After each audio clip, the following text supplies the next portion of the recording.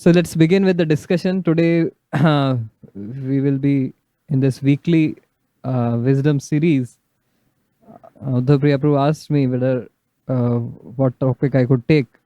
So I thought let's discuss Krishna Leela and draw various lessons which are relevant for us from Krishna Leela. So we'll be discussing from the 10th canto, 12th chapter of the Bhagavatam, the killing of Aghasur, and from that try to draw lessons about dealing with distractions in disguise. So wait a while and we will know what is distractions in disguise all about. So distractions. So if you see the way I have spelled it here, there is something which is quite interesting. Distractions. If you look at it, something which derails us from our track is something which distracts. We are on our journey, we are on a particular track, whether you are chanting or whether you are hearing a class or whether you are studying or whether you are working in your office or whether you are speaking to someone or even while you are eating prasadam. You are on a certain track, you are on a certain uh, activity you are doing, but distractions are something which derail you off that track of that activity. Take for example, simple thing, while we are taking prasadam, suppose it's Nandotsav feast, right? And there are so many items which are there. There is pulav is there, dal is there, then paneer makhan wala is there, then you have sweet gulab jamun is there, kala jamun is there. So all the various items are there, and while you are taking, someone is doing the second rounds, and you have enough on your plate, but your attention keeps going whether that person will come to me, and uh, Krishna forbid if he doesn't come, our entire that prasadam is, that taste is spoiled. We feel are mere paas nahi aaya, although we already have enough on our plate. So distraction, which we are on a track and we lose track of what we are doing. So that is distraction. And what could be the consequences of distractions? So here you see, when a train derails, so these are some images from mild to moderate to severe of what distraction or derailment of a train could do. So this train has derailed from its track, no casualties. Then this another train has derailed. You look at it, it is more severe. Then this, it is a tragedy which has happened. Then this, the train has completely toppled because it went off its track. And then here, one bogie has run over another bogie because of distraction. And here, so we can see that the consequences of being distracted could be quite dangerous. Could be ranging from being little not so severe to very severe. So types of distraction: external and internal. External distractions, there could be visual triggers, social interactions, music, text messages, notifications, phone calls. So we are all aware of these distractions, and we have experienced them day in and day out. And internal distractions, daydreaming. This is the age where people don't get sleep in the night, but they don't get dreams in the night, but they get dreams in the day. Daydreaming. and anxiety, shoka, moha, and bhaya, anxiety, attachments, and fear, as the Bhagavatam describes, and then hunger, fatigue. So there could be distractions coming from external and internal triggers. There has been a study done by Microsoft which says that the attention span of humans has dropped down to 9 seconds, which is less than the attention span even of a goldfish, which is a fish is considered to be most fickle and restless, uh, species. It can't stay at one place, it keeps moving. But humans, with the advancement in technology, we have become even more distracted than goldfish. So this is another. An average internet user spends 5 years and 4 months of a lifetime on social networks. So when Prahlad Maharaj had done the calculations of how we are wasting the human form of life, that half of the human form of life goes in sleeping, then as in childhood it goes in playing, and in old age it goes, one waste time in anxiety and fear. So at that time, probably this internet addiction was not taken into account. So you can add a good 5 years and 4 months on average in a person's life are spent or misspent on social networks. Uh, so enough of statistics. We understand that there are several distractions which can derail us off our track of whatever we are doing. The important thing is that if we are not in the present, then we are really not learning anything, we are not growing, we are not experiencing anything. And effectively, our efficiency in anything, whether it is spiritual life or it is in professional life, is very much greatly compromised. So, having discussed in general about distractions, now let us transit to discussion on Krishna Lila from the Dasham Skandha. So, the 12th chapter of the Bhagavatam, 10th canto, it it begins with a story. Once upon a time, Krishna, who was around 5 years old that time, and he would go out to graze his cows every day. So one fine day, he thought that every day I take breakfast at home at Nanda Bhavan. Today I want to experience taking breakfast in the forest. In the midst of the greenery, in the scenery, as you can see behind me, like the beautiful scenic atmosphere of Vrindavan, right? So Krishna wanted to have his breakfast in such a scenic location, and he told Mother Yashoda that, Maya, uh, I want to have my breakfast today in the forest, so I want to go. And Maya said, no, you cannot go so early in the morning. But Krishna was very, very adamant, so Yashoda Maya agreed. And then she prepared lots of nice foodstuffs.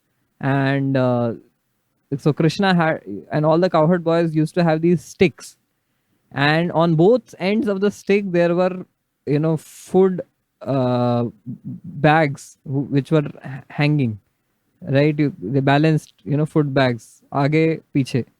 So like this, Yashoda Maya and prepared lot of preparations, and Krishna, on the previous night, he informed all the cowherd boys that tomorrow morning we will be going for this picnic to the forest. And so all of them also came prepared with all of their food, sticks, with eatables on both sides, and they were ready with their cows and waiting for this great exciting trip to the forest.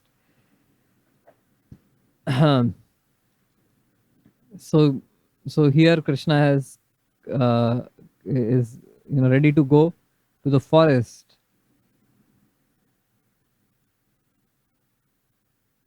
Yeah, so this is a scene from the forest which you can see. Krishna is along with his cowherd boys, and they are jumping and frolicking and running. And the acharyas described that there were unlimited number of cows, unlimited number of cowherd boys, and there were unlimited of number of cows, and this is inconceivable. uh, and the dham is inconceivable. It can accommodate innumerable devotees and without any difficulty. So that description is there. And when once they reach the forest, so the forest provided with various beautiful uh, twigs and leaves and flowers and fruits for Krishna and Balram and all the cowherd boys to decorate themselves. So Shukdev Goswami says, Falaprabhala stavaka sumana picha dhatubi kacha gunja mani ratnam bhushayan api bhushita. That Krishna and Balram and all the boys were already decorated with various golden ornaments and gems and ratnas. But when they went in the forest, they picked up various fruits and flowers and berries and uh, uh, leaves and twigs and peacock feathers, and then they decorated themselves with that. So you can see in this beautiful picture how they are nicely decorated. And Krishna would run ahead, sometimes to a particular scenic location, and other boys would run after him. Yadi dura gata Krishna vana shobhekshanayatam aham purvam iti samsprishya remere. So if Krishna ran ahead to went ahead to see the scenic location in a particular place, the other boys would have a competition. I will touch Krishna first. I will touch Krishna first. And in this way, they would have this wonderful, nice competition and picnic. And then they would reach at a particular place in the forest where a big tree where they could keep all their food bags and all their sticks and bugles, everything. And then they would have time to play. So once they are at a particular location where the cows can graze on themselves, so they would start playing different games. As you can see here, they are playing some games. And and in between, there would be various pranks which would be done. One of the pranks which Bhagavatam describes is they would steal each other's tiffin boxes. Mushnanto anyonya shikyadin gyatwan aracha chikshipu. So it says that they would steal someone's tiffin box, lunch box, and if the person came to know that my box has been stolen, the other boys, they would throw that away farther and farther away, so that, and that boy would be running around chasing uh, different boys to get that box. And ultimately, finally, when on great pleading, he would finally get his lunch box back.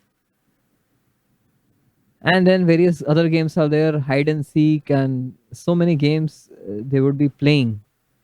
And throughout the day, they are playing these games, and it is noon time and past noon time, and suddenly, there is a twist in the story. Since morning they have been playing, and they came here for fun, for breakfast, taking breakfast here, but they got so engrossed in playing that they forgot about their lunch, about their breakfast.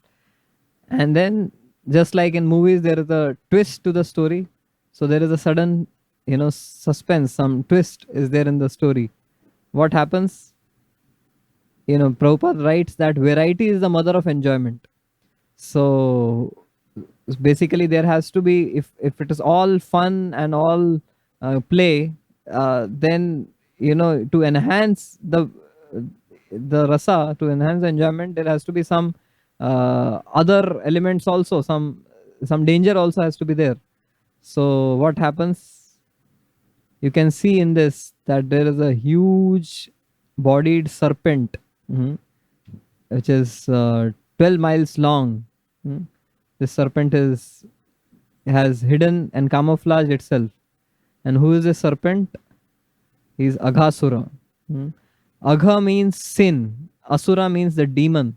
the demon who is sin personified. So that is the uh, introduction of Aghasura, who has committed all the sins, you name it, and he has committed all those sins. So that is this sin personified Aghasura, who has taken the form of a huge serpent. And what is his desire? He wants to, uh, take a revenge, a family revenge. So why he wants to take this revenge? Because his elder brother and sister, Bakasur and Baki, who is Putana, were killed by Krishna. So he is thinking that how will I do Tarpan? How will do I do Shraddh for my elder brother and sister? So he decides that with the blood of the Vrajvasis, with the blood of Krishna, I will do Tarpan for my very, very noble brother and sister. So he's with these desires, he approaches. And when he comes and sees the fun and frolic of these cowherd boys, there develops envy in his heart, because because a person who is sinful, he cannot enjoy. However much he will accumulate objects of enjoyment, he cannot enjoy. And especially when he sees others enjoying, he becomes envious. So this Aghasur, he becomes envious. So one of the qualifications to be in Vrindavan, or to go to the spiritual world, to go back home, back to Godhead, is to become happy seeing others' happiness. And here we see Aghasur, who becomes envious, who becomes distraught seeing the happiness of the cowherd boys. So now these cowherd boys, they see this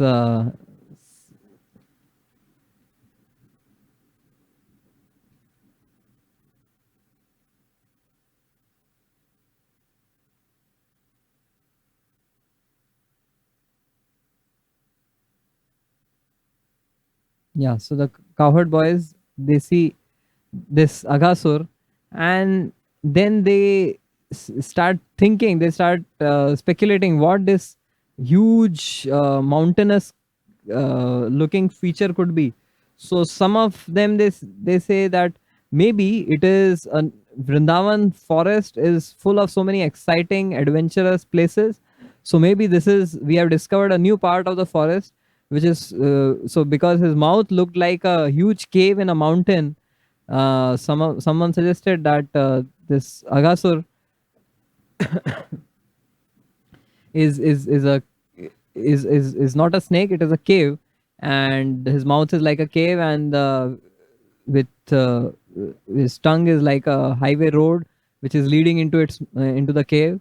So they were speculating like this, but then some of the cowherd boys, uh, had they anticipated that there could be some danger here, that this Aghasur is actually a snake, because they could smell his breath, which was coming out like a tornado out of his mouth, and they could smell the dirty smell of the various corpses which he had consumed from his stomach.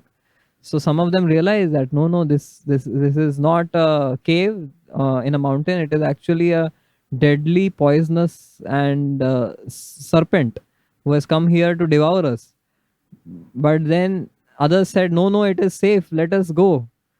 So safe or sorry, this was the dilemma that they were having. Let us.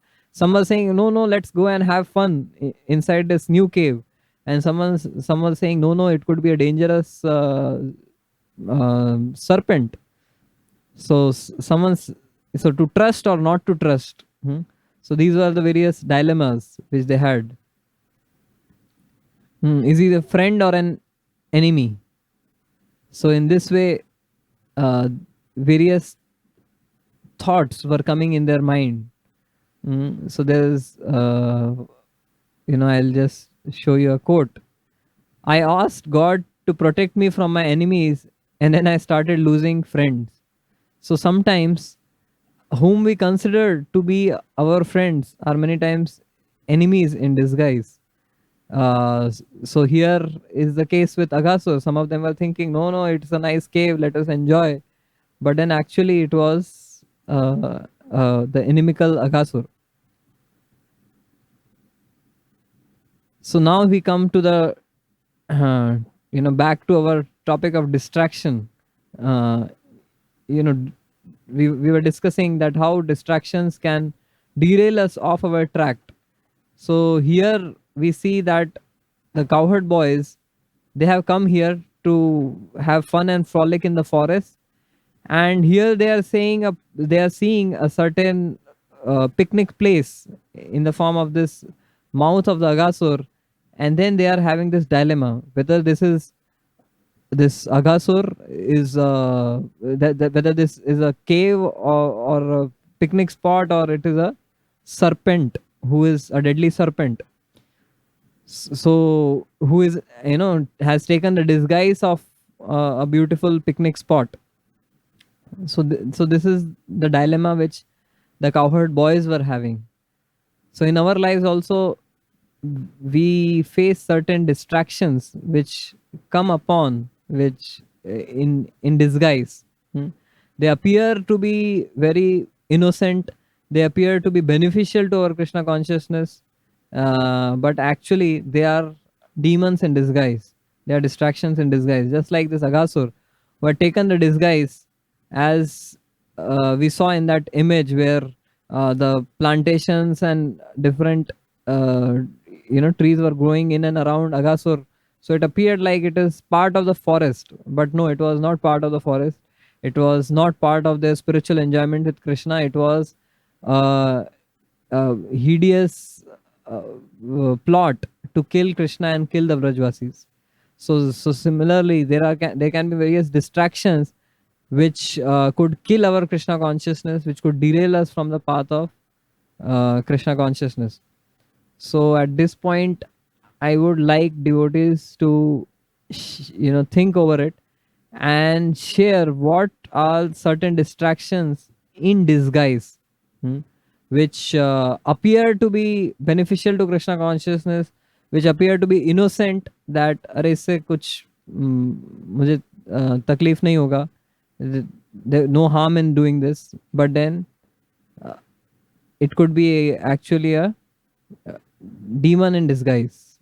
So there can be various things which we may consider to be Krishna conscious, but they may be distractions. Even in terms of our usage of, as Pratham Prabhu said, usage of smartphones, we may be thinking that I'm using my Facebook and Instagram to get notifications of lectures, but then we get a lot other notifications also, lot other posts also, and if we are not careful, they can drag us away from Krishna consciousness, drag us away from our professional uh, and student life, whatever we are wanting to do. So what happens is, fools rush in where angels fear to tread. Hmm? So there's a saying like this, that fools rush in where angels fear to tread. So here the cowherd boys were thinking that whether it is safe or sorry, whether to trust or not, whether to go inside or not. But then here, just to teach us a lesson here, that how if we are not careful, we may enter a danger zone. So Krishna was standing behind, and he was taken aback by the speed at which the cowherd boys just decided and started going inside the mouth of this snake Aghasur with all their cows with them, and Krishna is just standing behind, looking at this whole scene. And Bhagavatam describes that Tan Viksha Krishna Sakala Bhayaprado Hi Ananya Natha Swakarala Vuchutan Dinam Shamrityo Jataragni Ghasan Grinal Dato Dishta Kritena Vismita. So Krishna became Vismita. Krishna became completely astonished seeing this, that how these cowherd boys, without consulting him, they have taken this very very uh, dangerous, risky decision of entering this Agasur's mouth. And before he could even stop them, they are all rushing into the mouth of this Agasur. So in our lives also, uh, we may, considering some distraction to be, something innocent or something beneficial, we may rush into the mouth of that distraction. uh, just like this Aghasur is sin personified. We may enter sin, we may enter into sinful activities considering them to be innocent or beneficial. And that's where even Krishna is astonished कि अरे यार इतना माला कर रहा है, इतना lecture सुन रहा है, फिर भी इसको ऐसे आइडिया क्यों आते हैं? इतना रिस्क क्यों लेना है इसको? सीधी सीधी गाड़ी पटरी पे क्यों नहीं चल सकती इसकी? So like that Krishna is also astonished that कहाँ से आइडिया आते हैं इन लोगों को, मेरे भक्तों को, टू एंटर, और कोई जगह मिला नहीं पिकनिक करने के लिए. So then Krishna, so what happens to Krishna? Krishna is astonished. He is not only astonished, he is anxious कि अभी बोलते ना, अभी गई भैंस पानी में, तो सब अभी सब के सब ये लोग चले गए इस सांप के मुंह में. Now if I have to, now Krishna has a dilemma. How do I kill this Aghasur at the same time protect my devotees? So if he has to kill, then the devotees are within the belly of Aghasur. So how does he do these two things together? So he's thinking, Krityam kimatrasya khalasya jivanam ya va amisham cha satam vihimsatam dvayam katham syat iti samvichintya gyatva visaturnamashesha drighari. So what should I do? Should I, should I kill this Agha? But if I killed him, the cowherd boys and cows are inside. They might, even some of them, if they get killed, if I attack somewhere on the body of Aghasur, inside these cowherd boys are there. Even if one cowherd boy is hurt, that is a great loss. So Krishna is put into anxiety. So if we fall prey to these distractions and disguise, we are in essentially putting Krishna in anxiety, putting devotees, senior devotees in anxiety. If we, without consulting, without proper guidance, we, enter into such traps. In Prabhupada's times, there was, one such idea which one devotee came up with, that we find maximum people, in the nightclubs, in the bars. So let us go and preach in the nightclubs in the night.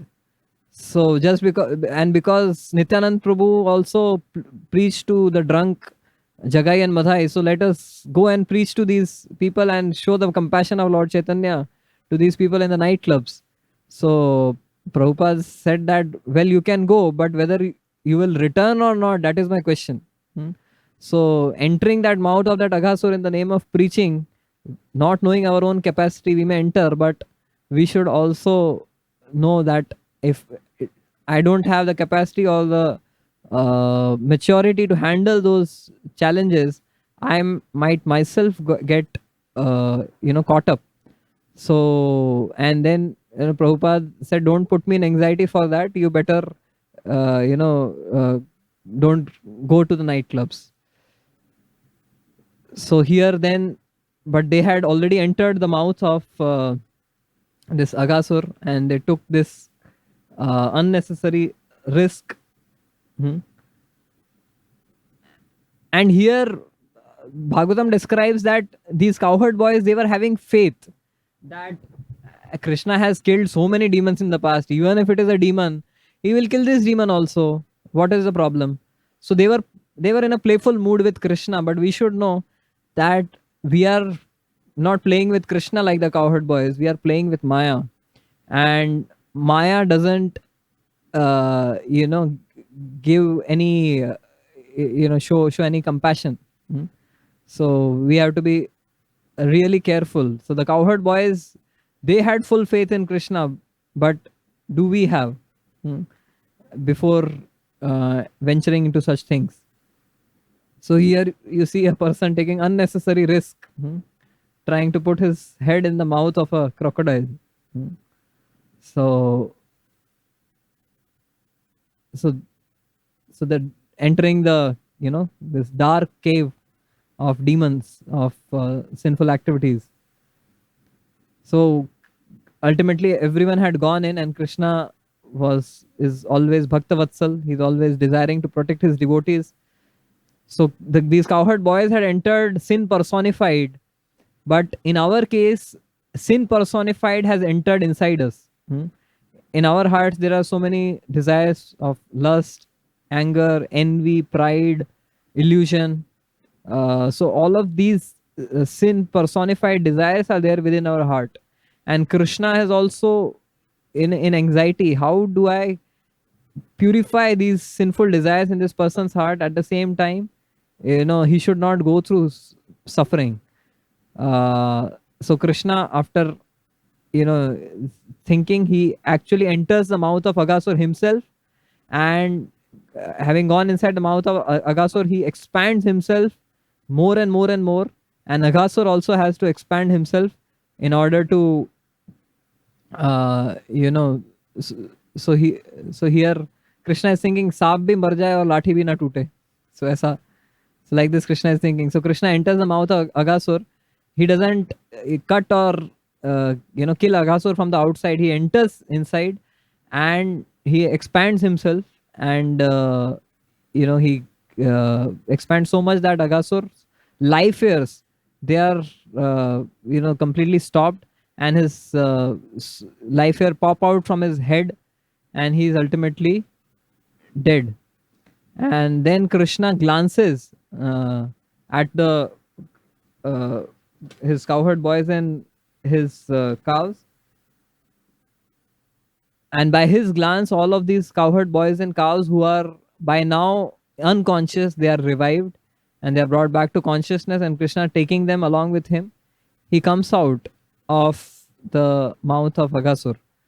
So in a sense, we saw that let us not take unnecessary risks. Let us be careful of not getting distracted by things which may appear to be safe and Krishna conscious, but which may be actually harming our Krishna consciousness.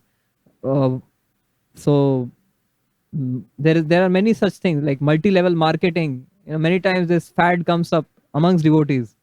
Multi-level marketing. They will send you, just register for by giving 500 rupees. And in a society of devotees where our uh, goal should be to increase each other's Krishna consciousness, we sometimes end up doing these things, where you register someone, and then ask him to register more. And so these kind of various sorts of distractions can enter our lives. But why distract or derail ourselves from the path which we have come to after so many millions of lifetimes, after so much endeavor by the Guru Parampara? Why take unnecessary risks and jeopardize our Krishna consciousness, and then put Krishna into anxiety, of how so that he can protect us, at the same time kill our sinful tendencies. So let us not put Krishna and the Guru Parampara in anxiety. Let us not lose this very valuable opportunity of Krishna consciousness which we have received for some trivial, unnecessary risks. And stay tuned to the path of bhakti, and stay on track. Because if we are on track, if we are not derailed, if we are not distracted, we will reach our destination of attaining Krishna Prem. Thank you all very much. So this is what I wanted to share today.